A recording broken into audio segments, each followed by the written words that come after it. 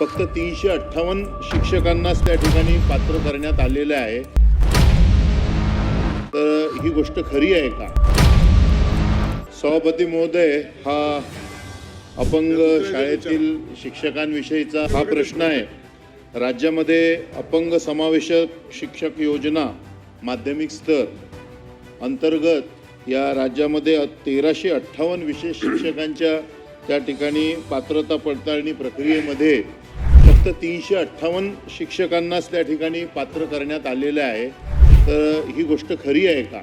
आणि असल्यास या शिक्षकांचा जो दीर्घ सेवा काळाचा अनुभव आहे किंवा प्रत्यक्ष यांचं अध्यापन कार्य व त्यांचे शैक्षणिक व व्यावसायिक अर्हतांची पात्रता तपासणी प्रक्रियेमध्ये पुरेसा विचार करण्यात आलेला नसल्यामुळं त्या ठिकाणी मोठ्या प्रमाणामध्ये या विशेष शिक्षक हे अपात्र ठरण्याची शक्यता त्या ठिकाणी निर्माण झालेली आहे। आणि अपंग समावेशक शिक्षक योजना अंतर्गत कार्यरत असलेल्या या शिक्षकांवर बेरोजगारीचं संकट त्या ठिकाणी आलेलं आहे।